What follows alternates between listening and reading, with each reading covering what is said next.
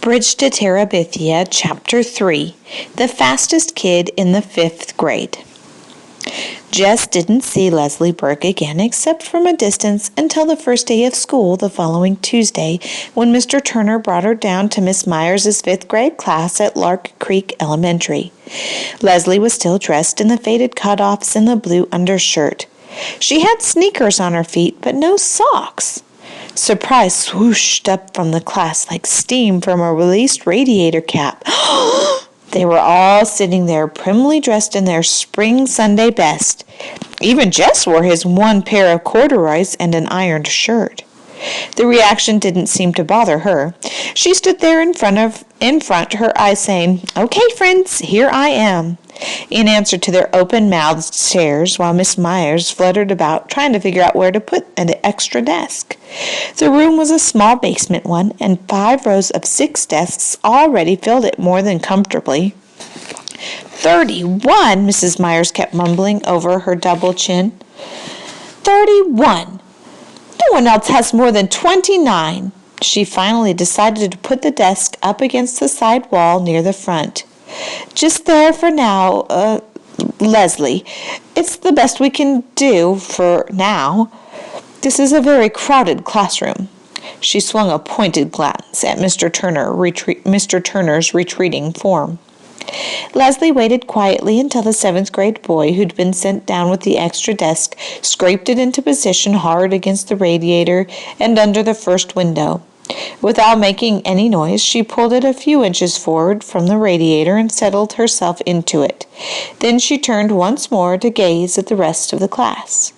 30 pairs of eyes were suddenly focused on desktop scratches.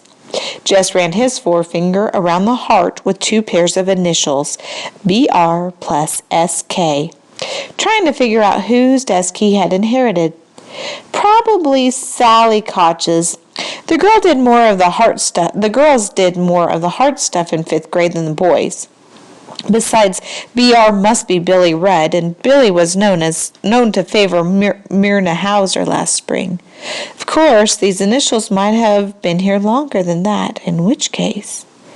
"Jessie Aarons, Bobby Greggs, pass out the arithmetic books, please." On the last word, Mrs. Myers flashed her famous first day of school smile. It was said in the upper grades that Mrs. Myers had never been seen to smile, except on the first and the last day of school. Jess roused himself and went to the front.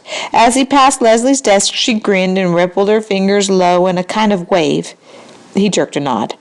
He couldn't help feeling sorry for her. It must be embarrassing to sit up front when you find yourself dressed funny on the first day of school and you don't know anybody. He slapped the books down as Mrs. Myers directed. Gary Folker grabbed his arm as he went by. "Gonna run today?" Jess nodded. Gary smirked. "He thinks he can beat me, dumbhead." At the thought, something jiggled inside Jess. He knew he was better than he had been last spring. Folker might think he was going to be the best now that Wayne Pettis was in 6th, but he just planned to give old Folker a little surprise come noon. It was as though he had swallowed grasshoppers. He could hardly wait. Mrs. Myers handed out books almost as though she were President of the United States, dragging the distribution process out in senseless signings and ceremonies. It occurred to Jess that she, too, wished to postpone regular school as long as possible. When it wasn't his turn to pass out books, Jess sneaked out a piece of notebook paper and drew. He was toying with the idea of doing a whole book of drawings. He ought to choose one chief character and do a story about it. He scribbled several animals and tried to think of a name. A good title would get him started. The Haunted Hippo. He liked the ring of it. Herbie the Haunted Hippo? Even better. The Case of the Crooked Crocodile. Not bad. "What you drawing?" Gary Folker was leaning way over his desk. Jess covered the page with his arm. "Nothing." "Aw, come on, let me see." Jess shook his head. Gary reached down and tried to pull Jess's hand away from the paper. "The Case of the Crooked "Come on, Jess," he whispered hoarsely. "I ain't gonna hurt nothing." He yanked at Jess's thumb. Jess put both arms over the paper and brought his sneaker heel crashing down on Gary Folker's toe. "Yow!" "Boys," Mrs. Meyer's face had lost its lemon pie smile. "He stumped my toe." "Take your seat, Gary." "But he—" "Sit down. Jess Aarons, one more peep from your direction, and you can spend recess in here copying the dictionary." Jess's face was burning hot. He slid the notebook paper back under his desktop and put his head down. A whole year of this. 8 more years of this. He wasn't sure he could stand it. The children ate lunch at their desks. The county had been promising Lark Creek a lunchroom for 20 years, but there never seemed to be enough money. Jess had been so careful not to lose his recess time that even now he chewed his bologna sandwich with his lips tight shut and his eyes on the initialed heart. Around him conversations buzzed. They were not supposed to talk during lunch, but it was the first day, and even Monster Mouth Meyer shot fewer flames on the first day. "She's eating clabber!" 2 seats up from where he sat, Mary Lou Peoples was at work being the second snottiest girl in 5th grade. "Yogurt, stupid. Don't you watch TV?" This was from Wanda K. Moore, the snottiest, who sat immediately in front of Jess. "Yuck!" Lord, why couldn't they leave people in peace? Why shouldn't Leslie Burke eat anything she darn pleased? He forgot that he was trying to eat carefully and took a loud slurp of his milk. Wanda Moore turned around all priss-faced. "Jess Aarons, that noise is pure repulsive." He glared at her hard and gave another slurp.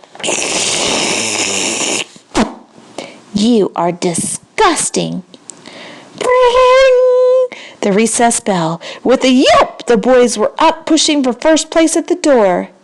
"The boys will all sit down." "Oh, Lord." While the girls line up to go out to the playground. Ladies first. The boys quivered on the edges of their seats like moths fighting to be freed of cocoons. Would she never let them go? "All right now, if you boys—" They didn't give her a second chance to change her mind. They were halfway to the end of the field before she could finish her sentence. The first 2 out began dragging their toes to make the finish line.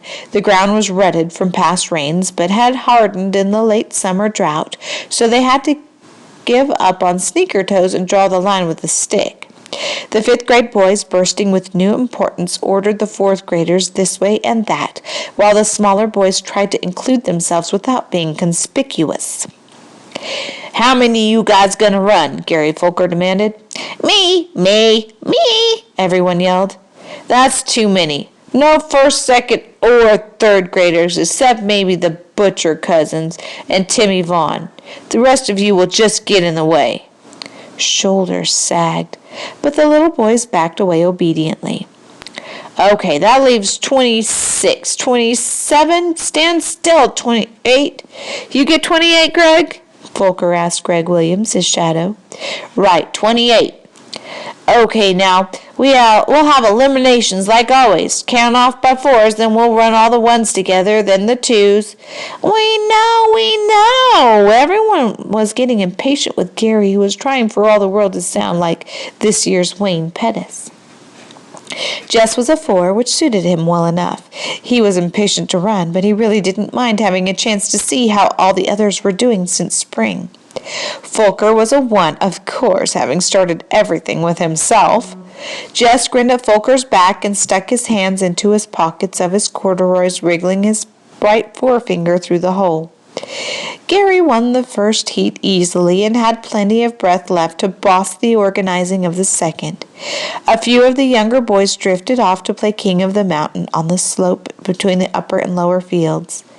Out of the corner of his eye, Jess saw someone coming down from the upper field. He turned his back and pretended to concentrate on Folker's high-pitched commands. "Hi!" Leslie Burke had come up beside him. He shifted slightly away. Aren't you running? Later. Maybe if he didn't look at her, she would go back to the upper field where she belonged. Gary told Earl Watson to bang the start. Jess watched. Nobody with much speed in that crowd. He kept his eye on the shirt tails and bent backs. A fight broke out at the finish line between Jimmy Mitchell and Clyde Deal. Everyone rushed to see. Jess was aware that Leslie Burke stayed at his elbow, but he was careful not to look her way. Clyde, Gary Folker made his decision. It was Clyde. It was a tie, Folker, a fourth grader protested. I was standing right here. Clyde Deal. Jimmy Mitchell's jaw was set. I won, Folker. You couldn't even see from way back there. It was Deal. Gary ignored their protest. We're wasting time. All threes line up right now. Jimmy's fists went up. Ain't fair, Folker. Gary turned his back and headed for the starting line. Oh, let 'em both run in the finals. What's it gonna hurt? Jess said loudly. Gary stopped walking and wheeled around to face him. Folker glared first at Jess, then at Leslie Burke. Next thing, he said, his voice dripping with sarcasm. Next thing, you're going to want me to let some girl run. Jess's face went hot. Sure, he said recklessly. Why not? He turned deliberately towards Leslie. Want to run? He asked. Sure, she was grinning. Why not? You ain't scared to let a girl race, are you, Folker? For a minute he thought Gary was going to sock him, and he stiffened. He mustn't let Folker suspect that he was scared of a little belt in the mouth. But instead Gary broke into a trot and started bossing the threes into line for their heat. You can run with the fours, Leslie, he said loudly enough to make sure Folker could hear him, and then concentrated on the runners. See, he told himself, you can stand up to a creep like Folker. No sweat. Bobby Miller won the threes easily. He was the best of the fourth graders, almost as fast as Folker. But not as good as me, Jess thought. He was beginning to get really excited now. There wasn't anybody in the force to give him much of a race. Still, it would be better to give Folker a scare by running well in the heat. Leslie lined up beside him on the right. He moved a tiny bit to the left, but she didn't seem to notice. At the bang, Jess shot forward. It felt good, even the rough ground against the bottom of his worn sneakers. He was pumping good. He could almost smell Gary Folker's surprise at his improvement. The crowd was noisier than they'd been during the other heats. Maybe they were all noticing. He wanted to look back and see where the others were, but he resisted the temptation. It would seem conceited to look back. He concentrated on the line ahead. It was nearing with every step. Oh, Miss Bessie, if you could see me now. He felt it before he saw it. Someone was moving up. He automatically pumped harder. Then the shape was there in his sideways vision, then suddenly pulling ahead. He forced himself now. His breath was choking him and the sweat was in his eyes, but he saw the figure anyhow. The faded cutoffs crossed the line a full 3 feet ahead of him. Leslie turned to face him with a wide smile on her tanned face. He stumbled and without a word began half walking, half trotting over to the starting line. This was the day he was going to be champion, the best runner of the 4th and 5th grades, and he hadn't even won his heat. There was no cheering at either end of the field. The rest of the boys seemed as stunned as he. The teasing would come later, he felt sure, but at least for the moment none of them were talking. Okay, Folker took over. He tried to appear very much in charge. Okay, you guys, you can line up for the finals. He walked over to Leslie. All right, you had your fun. You can run on up to the hopscotch now. But I won the heat, she said. Gary lowered his head like a bull. Girls aren't supposed to play on the lower field. Better get up there before one of the teachers sees you. I want to run, she said quietly. You already did. What's the matter, Folker? All Jess's anger was bubbling out. He couldn't seem to stop the flow. What's the matter? Scared to race her? Folker's fists went up, but Jess walked away from it. Folker would have to let her run now, he knew, and Folker did, angrily and grudgingly. She beat him. She came in first and turned her large shining eyes on a bunch of dumb, sweating, mad faces. The bell rang. Jess started across the lower field, his hands still deep in his pockets. She caught up with him. He took his hands out and began to trot towards the hill. She'd got him into enough trouble. She speeded up and refused to be shaken off. "Thanks," she said. "Yeah, for what?" he was thinking. "You're the only kid in the whole darn school who's worth shooting." He wasn't sure. He thought her voice was quivering, but he wasn't going to start feeling sorry for her again. "So shoot me," he said. On the bus that afternoon, he did something he had never thought he would do. He sat down next to Maybelle. It was the only way he could make sure that he wouldn't have Leslie plunking herself down beside him. Lord, the girl had no notion of what you did and didn't do.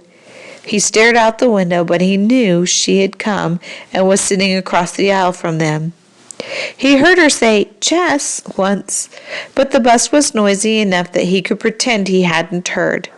When they came to the stop, he grabbed Maybelle's hand and dragged her off, conscious that Leslie was right behind them. But she didn't try to speak to him again, nor did she follow them. She just took off running to the old Perkins place. He couldn't help turning to watch. She ran as though it were in her nature.